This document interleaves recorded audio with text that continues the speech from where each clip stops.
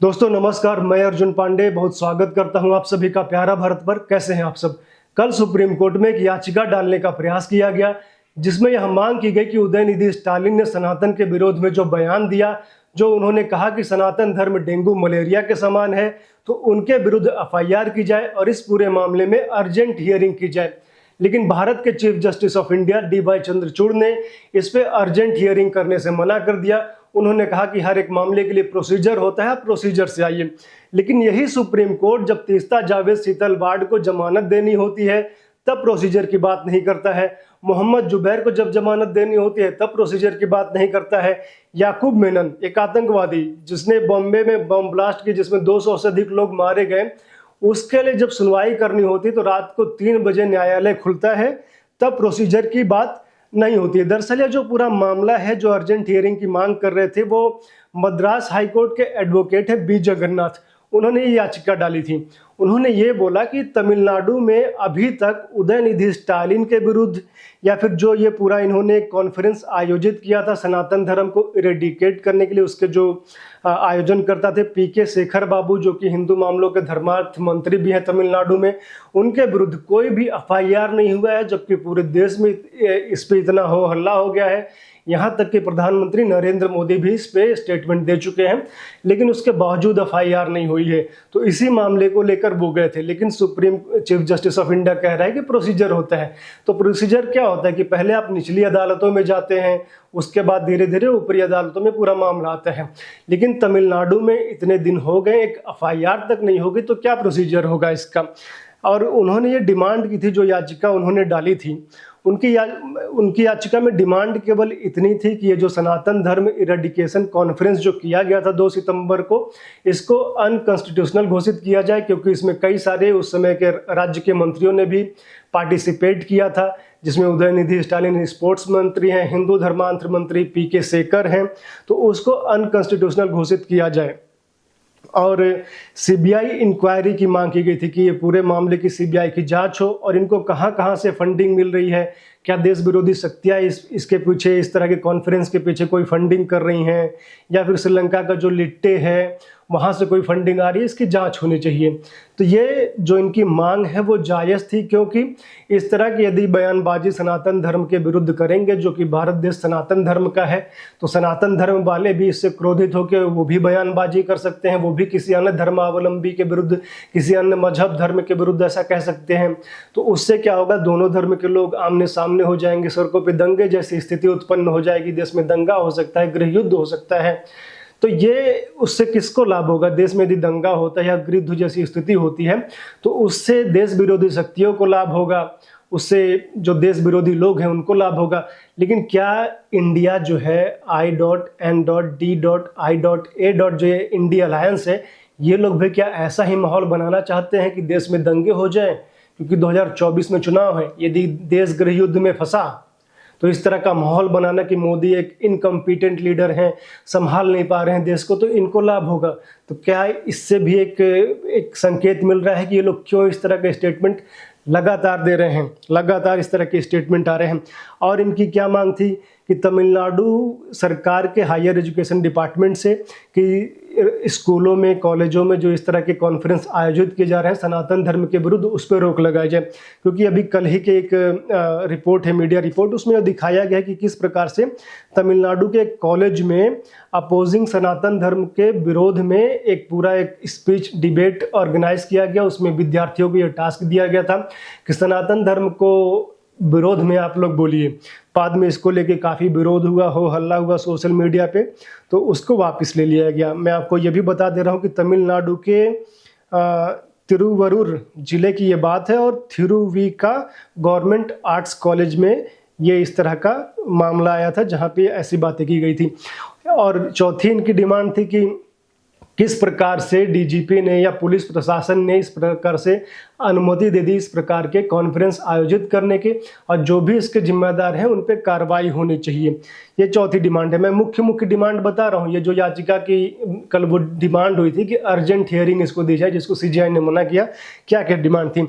एक डिमांड उनकी ये थी कि अगली डिमांड है कि एफआईआर दर्ज की जाए जो इसके कॉन्फ्रेंस के ऑर्गेनाइजर्स हैं और जिन्होंने उसमें हेट स्पीच दिया, जिसमें उदयनिधि स्टालिन हैं, पीके शेखर बाबू हैं और तमिलनाडु में अल्पसंख्यक मामलों के मंत्री पीटर अल्फोंस हैं। तो इन सभी के विरुद्ध एफआईआर दर्ज की जाए। लेकिन सुप्रीम कोर्ट ना इस तरह से एफआईआर दर्ज करने की बात नहीं करेगा और ना ही इस पे अर्जेंट हियरिंग करेगा, क्योंकि सुप्रीम कोर्ट का ये जो पूरा अर्जेंट हियरिंग वाला मामला है या जो न्याय देने का मामला है, ये कुछ लोगों के लिए, कुछ समुदायों के लिए रिजर्व है। जैसे कि मैंने बताया ना कि मोहम्मद जुबैर, याकूब मेनन, तीस्ता जावेद, शीतल बाड, इन तीनों में क्या कॉमन है। एक और आपको हिंट दे रहा हूँ, स्वरा भास्कर, जिनकी फोटो भी लगा दिए हैं। हम लोग सोचते थे कि भाई स्वरा भास्कर ये इतनी देश विरोधी कैसे हो सकती हैं, लेकिन बाद में लिंक समझ में आया कि भाई कहाँ से इनका लिंक अप हो रहा था। और उसके बाद एक और आपको हिंट दे रहा हूँ, नेहा राठौड़ जो काबा काबा करती रहती हैं, उनका वीडियो, उनका इमेज आया है और कहती हैं कि बड़ी गरीबी है, ये है वो है, लेकिन इमेज देखिए आप। तो ये सारी चीज़ें आप देखेंगे तो आपको समझ में आएगा कि सुप्रीम कोर्ट का दिल कहाँ है, किसके लिए धड़कता है। और जितने भी देश विरोधी लोग हैं, एंटी नेशनल लोग हैं, उनका कहीं ना कहीं लिंक जो है कहाँ से जुड़ता है, ये आपको समझ में आ रहा होगा। क्योंकि सुप्रीम कोर्ट से इस तरह की डिमांड करना, इस तरह से अपेक्षा रखना पूरी तरह से गलत होगा, क्योंकि वही सुप्रीम कोर्ट है जो जल्लीकट्टू को तो प्रतिबंधित कर देता है कि पशुओं पे क्रूरता हो रही है, जबकि जल्लीकट्टू क्या है, सांड होता है या बैल होता है, उस पर जो वहाँ के लोग हैं तमिलनाडु के, उसके कुबड़ को पकड़ के उसको होल्ड करने का प्रयास करते हैं। तो सुप्रीम कोर्ट को लगता है कि इससे पशुओं पे बड़ा अत्याचार हो रहा है, उनके प्रति क्रूरता है, तो जल्लीकट्टू पर प्रतिबंध लगा देता है। लेकिन जब बकरीद की बात आती है, जब लाखों बकरियों को, लाखों पशुओं को और कई जगह गायों को, भैंसों को भी काटा जाता है, तब सुप्रीम कोर्ट को पशुओं पे क्रूरता नहीं दिखती है। बकरीद पे आज तक सुप्रीम कोर्ट का कोई जजमेंट नहीं आया है बैन करने का। उसी प्रकार कई सारे कोर्ट्स देश भर में हैं कि मंदिरों में जब बलि दी जाती है तो इनको बुरा लगता है, इनको याद आता है कि पशुओं की बलि दी जा रही है, पशुओं में बड़ी क्रूरता है, इस पर प्रतिबंध लगा दो। जिस प्रकार से त्रिपुरा में त्रिपुर सुंदरी वहाँ का मंदिर है, वहाँ पे पशु बलि पर रोक लगा दी गई थी, जबकि वो 10 महाविद्याओं में से एक त्रिपुरेश्वरी का मंदिर है और हजारों सालों से प्रथा चली आ रही है वहाँ बलि देने की। लेकिन वही सुप्रीम कोर्ट या कोर्ट वगैरह हिंदू धार्मिक मान्यताओं पर तो प्रहार करते हैं, लेकिन अन्य जगह पे आंखों पे काली पट्टी बांध लेते हैं। उसी प्रकार जो है सबरीमाला में, जो केरल में सनातनियों का जो मंदिर है, उसमें जो 41 दिन का एक पूरी यात्रा होती है, तो उसमें यह है कि 10 वर्ष से 50 वर्ष की महिलाएं को जाना अलाउ नहीं था, क्योंकि उनका माहवारी का पीरियड आता है, महीने में एक बार आता है। तो 41 दिनों का है पूरी तरह से एक, और जो वहाँ के भगवान है लॉर्ड अयप्पा, वो एक तरह से ब्रह्मचारी माने जाते हैं। तो एक प्रथा है, एक काफ़ी समय से चली आ रही है। लेकिन सुप्रीम कोर्ट में को उसमें भी लगा कि इसमें तो महिलाओं पे अत्याचार हो रहा है, ये तो राइट टू इक्वलिटी के विरुद्ध है, तो उस पर उन्होंने कहा कि नहीं नहीं, सबको अलाउ करते हैं। लेकिन मस्जिदों में आज भी मुस्लिम महिलाओं का जाना नॉट अलाउड है, उस पर सुप्रीम कोर्ट को क्यों नहीं लगता है कि सबको अलाउ करना चाहिए। तो सुप्रीम कोर्ट का ये जो सिलेक्टिव अप्रोच है ना, ये आपको बिल्कुल समझ में आ रहा होगा कि किस प्रकार है। और ये जो उदयनिधि स्टालिन हो गए या जो जितने भी तमिलनाडु सरकार के जो भी मंत्री वगैरह हैं, जो ये लोग लगातार सनातन धर्म के विरोध में लगातार स्टेटमेंट इन लोग का दे रहे हैं, उसके बावजूद भी कोई कार्रवाई नहीं हो रही है। और जो अर्जेंट हियरिंग की मांग कर रहे थे, तो सुप्रीम कोर्ट के ऑर्डर के अनुसार ही की जा रही थी, सुप्रीम कोर्ट के गाइडलाइंस के अनुसार ही किया जा रहा है। क्योंकि 28 अप्रैल को सुप्रीम कोर्ट ने एक ऑर्डर दिया था कि देश भर में कहीं भी किसी भी राज्य में यदि हेट स्पीच होता है, तो वहाँ के प्रशासन का, पुलिस का कर्तव्य है कि उस पर केस दर्ज करे, वेट ना करे कि कोई जो है एफआईआर दर्ज कराएगा, उस पर स्वतः संज्ञान ले। यदि वो प्रशासन वहाँ का ऐसा नहीं करता है तो कंटेम्प्ट ऑफ कोर्ट माना जाएगा। तो क्या ऐसा माना जाना चाहिए कि तमिलनाडु की सरकार ने, प्रशासन ने अभी तक एफआईआर नहीं दर्ज की वहाँ पे, तो क्या सुप्रीम कोर्ट का कंटेम्प्ट हुआ? क्या सुप्रीम कोर्ट इस पर स्वतः संज्ञान लेगा कि हमारे ऑर्डर का मानहानि हो रही है, नहीं माना जा रहा है? क्या सुप्रीम कोर्ट इस पर स्वतः संज्ञान लेगा? लेकिन नहीं लेगा, क्योंकि मैं बताता हूँ 28 अप्रैल को जिस याचिका पे सुप्रीम कोर्ट ने इस प्रकार का ऑर्डर दिया था, दरअसल वो याचिका जो है, एक जर्नलिस्ट है शाहीन अब्दुल्ला, उनकी याचिका पे दिया था। वो कह रहे थे कि महाराष्ट्र में लगातार धार्मिक रैलियां निकल रही हैं, वहाँ पे मुसलमानों के विरुद्ध हेट स्पीच दिया जा रहा है, तो उस याचिका पे दिया था। और उसी पे जब काउंटर करते हुए सॉलिसिटर जनरल तुषार मेहता ने कहा था कि ये जो याचिका करता है शाहीन अब्दुल्ला, इनकी तरफ से केवल ये दिखाया जा रहा है कि हिंदू ही टारगेट कर रहे हैं, हिंदुओं की तरफ से हेट स्पीच आ रही है, जबकि हेट स्पीच तो सब जगह से आ रही है, हिंदुओं के विरुद्ध भी दी जा रही है, बंगाल में दी जा रही है, बिहार का उन्होंने उदाहरण दिया। फिर उन्होंने कई सारे जो डीएमके के एक नेता थे उनका कहना था कि यदि आप इक्वालिटी चाहते हैं तो सभी ब्राह्मणों को मार डालो, इस प्रकार का तुषार मेहता ने बताया कि डीएमके के नेता का इस तरह का स्टेटमेंट है। तो वो जो जज थे केएम जोसेफ, जिन्होंने ये ऑर्डर दिया है कि आप सुमोटो संज्ञान ले सब मामले पे, वो हंसने लगे। तो तुषार मेहता जी ने बोला कि इसमें हंसने वाली कौन सी बात है। तो एक और जज थी, तो उन्होंने बोला कि उन्होंने किस बात पे बोला। फिर केएम जोसेफ बोले कि आप पेरियार को जानते हैं। तो तुषार मेहता जी ने बोला कि यदि कोई फेमस व्यक्ति किसी चीज़ को कहता है तो इसका मतलब कि वो नहीं सही नहीं हो जाता है, ये एक तरह से हेट स्पीच है, हिंदुओं के ब्राह्मणों के नरसंहार की बात हो रही है और आप हंस रहे हैं। तो ये तो मानसिकता थी। तो जब तुषार मेहता जी ने काफ़ी कहा कि सब जगह इस तरह की चीज़ें हो रही हैं, और तब जाके वो कहते हैं कि भाई हम किसी पॉलिटिकल पार्टी से नहीं हैं, हम सबके लिए लागू होता है, सभी धर्मों के, किसी भी धर्म के विरुद्ध हेट स्पीच दिया जाए तो उस पर लागू होगा। लेकिन मोटिव जो है उनका आप समझ रहे हैं, वही तीस्ता जावेद सीतलवाड़, मोहम्मद जुबैर, याकूब मेनन वही लाइन पे थे, क्योंकि हिंदुओं के विरुद्ध तो लगातार। अब अभी डी राजा का एक स्टेटमेंट था सितंबर 2022 में, ए राजा का, उन्होंने कहा था कि आप जो है शूद्र हैं और वेश्या के पुत्र हैं जब तक आप हिंदू हैं, यदि आप हिंदू हैं तो आप वेश्या के पुत्र हैं और आप शूद्र हैं।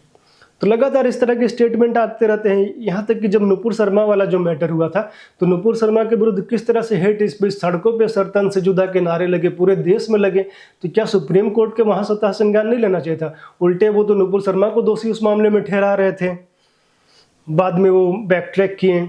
कई सारे मतलब जो AIMIM के जो सांसद वगैरह थे, नुपुर शर्मा के विरुद्ध हेट स्पीच दे रहे थे। नुपुर शर्मा की जो पुतला है वो कर्नाटक में तारों पे टांग दिया गया था। लेकिन सुप्रीम कोर्ट जो है, वही मैं कह रहा हूँ कि एक सेलेक्टिव अप्रोच रखता है। अभी लगातार स्टेटमेंट आ रहे हैं। अभी बिहार के कोई शिक्षा मंत्री चंद्रशेखर, वो कह रहे हैं कि सनातन धर्म के विरुद्ध कह रहे हैं कि ये तो पोटेशियम साइनाइड की तरह है। तो इस तरह के स्टेटमेंट जो है सुप्रीम को मतलब लगातार दिए जाते हैं, लेकिन सुप्रीम कोर्ट का जो अप्रोच है सेलेक्टिव है। इतने दिन हो गए, एक धर्म के लोगों को, धर्म को इस तरह से कह दिया गया कि इनको हमें अपोज नहीं करना, इरेडिकेट करना है। पूरा कॉन्फ्रेंस ही उस पर आयोजित था सनातन धर्म को इरेडिकेट करने के लिए, लेकिन सुप्रीम कोर्ट की तरफ से एक शब्द नहीं सुनने को मिला। वहीं कोई बीजेपी का सांसद, बीजेपी का कोई मंत्री या किसी भी अन्य पार्टी का कह दे, अन्य मजहबों के प्रति, ईसाइयत के प्रति कह दे कि ईसाइयत को तो भाई डेंगू की तरह रेडिकेट कर दो, या इस्लाम की तरह कह दे, तो मामला जो है UN तक चला जाता है। चंद्रचूड़ जी है रात को 3 बजे बैठे होते और स्वतः संज्ञान लिए होते, ये स्थिति है। लेकिन सुप्रीम कोर्ट या कोर्ट से तो हिंदुओं को कोई न्याय मिलता हुआ नहीं दिख रहा है। लेकिन जनता जो है भारत देश की अभी भी सनातनी है, और उनके पास पूरा अधिकार है कि इन सभी लोगों को जवाब दे। आज जवाब देंगी 2024 के चुनाव में।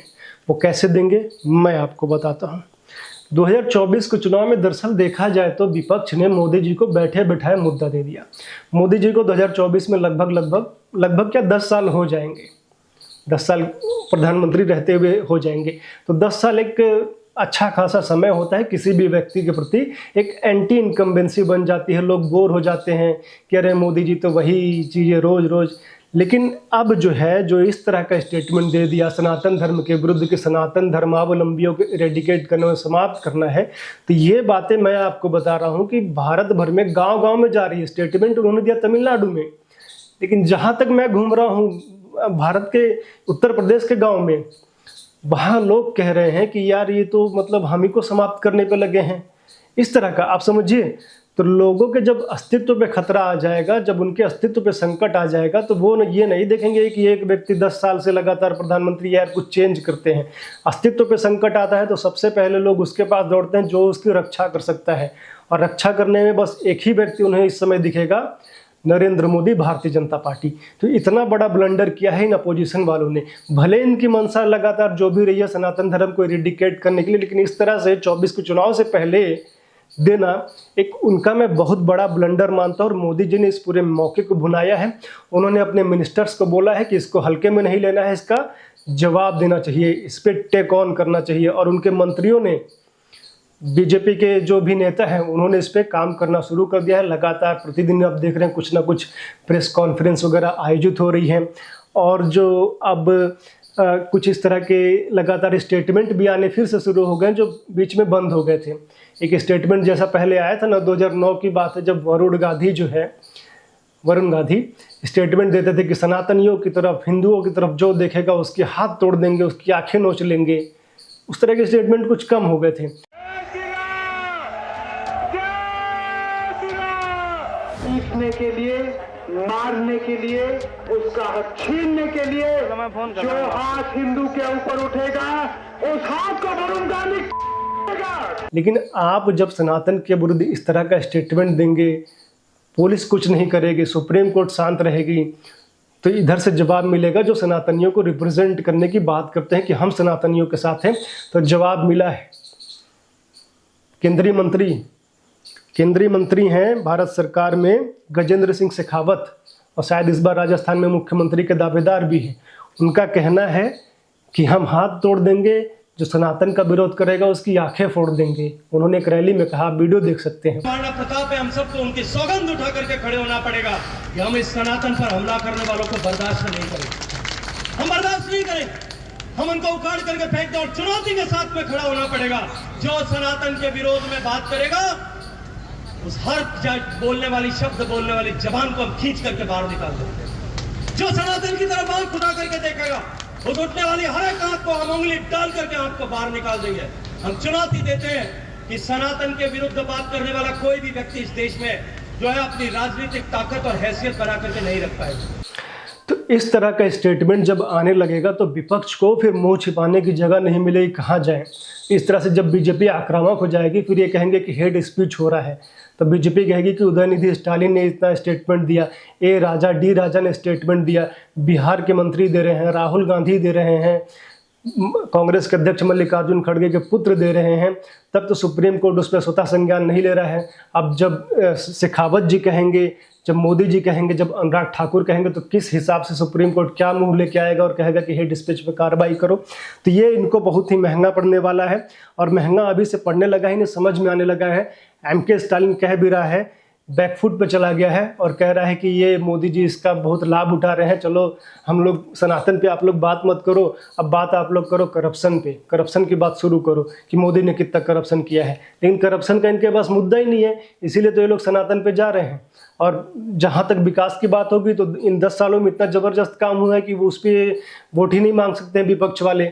इसीलिए ये लोग जाति पे, पाति पे, जातियों में ओबीसी मतलब कि जाति सेंसस करा रहे हैं, जाति जनगणना करा रहे हैं, सनातन धर्म को तोड़ने की बात कर रहे हैं, क्योंकि इनके पास और कोई मुद्दा नहीं है। ना ये डेवलपमेंट पे बात कर सकते हैं, ना करप्शन पे बात कर सकते हैं। करप्शन की बात आएगी तो सब के सब जेल में पाए जाएंगे। तो इसीलिए ये जो है अब मोदी जी ने इस पूरे मामले को उठाना शुरू कर दिया है। वो कह रहे हैं कि ये लोग सनातन के दुश्मन हैं, भारत के दुश्मन हैं। और भारत जो देश है वो राम की धरती है, कृष्ण की धरती है, काली की धरती है, शिव की धरती है। और केवल नॉर्थ में नहीं, साउथ में भी, पश्चिम में नहीं, पूरब में भी, सब जगह शिव जी के मंदिर सब जगह मिलेंगे। राम की पूजा सब जगह होती है, कृष्ण की पूजा सब जगह होती है। जब आप उनके धर्मावलंबियों के अस्तित्व को मिटाने की बात करेंगे तो आप अपने पैरों पे कुल्हाड़ी मार रहे हैं। और मोदी जी को आपने फुल टॉस दे दिया है जिसपे वो छक्का ही मारेंगे। और आज मैं आपको छोड़े जाता हूँ। जो ये लोग जो डीएमके वाले कहते हैं, इक्वालिटी की बात करते हैं कि बराबरी होनी चाहिए, उनका एक वीडियो मैं आपको उसके साथ छोड़े जाता हूँ कि किस प्रकार की बराबरी वो करते हैं। पहले ये वीडियो देख लीजिए, वीडियो और और जब एमके स्टालिन बैकफुट पे आए कि हम हिंदू धर्म के लिए काफ़ी कुछ चीज़ें कर रहे हैं, तो वो कह रहे हैं कि हमने कई मंदिरों में अभिषेक का कार्यक्रम आयोजित किया, ये किया, वो किया। तो उनके लिए भी एक वीडियो है कि गणेश की मूर्ति कुछ श्रमिक बनाते थे, उस मूर्ति को कॉन्फिस्केट करने का प्रयास किया, उस पर मतलब कि उस पर कब्जा करने का डीएमके की सरकार ने प्रयास किया। और वहाँ जो हिंदू धर्मार्थ मंत्री हैं पीके सेकर, तमिलनाडु में एक मंदिर है चिदम्बरम, जहाँ पे जो नियंत्रण है सरकार के हाथ में नहीं है, वहाँ जो भी पुजारी वगैरह हैं उनके नियंत्रण में है। तो उस पर लगातार तमिलनाडु की सरकार प्रयास कर रही है, उनको परेशान कर रही है कि वो सरकार के नियंत्रण में आ जाए। और मंदिरों की स्थिति तमिलनाडु में बहुत ही दयनीय है। तो ये लोग अब कितना भी कहें कि हम हिंदुओं के साथ है, सनातनियों के साथ है, जनता समझ गई है पूरे देश की। और जहाँ तक तमिलनाडु की बात है तो वहाँ भी के अन्नामलाई के रूप में भारतीय जनता पार्टी के जो अध्यक्ष है इनको अच्छे से एक्सपोज कर रहे हैं। तो आप सभी को कैसा लगा ये वीडियो? अच्छा लगा तो शेयर और लाइक कर दीजिए, चैनल को सब्सक्राइब कर लीजिए और ज्वाइन भी कर लीजिए। और आप लोग जुड़े रहिए, देखते रहिए प्यारा भारत। धन्यवाद, नमस्कार।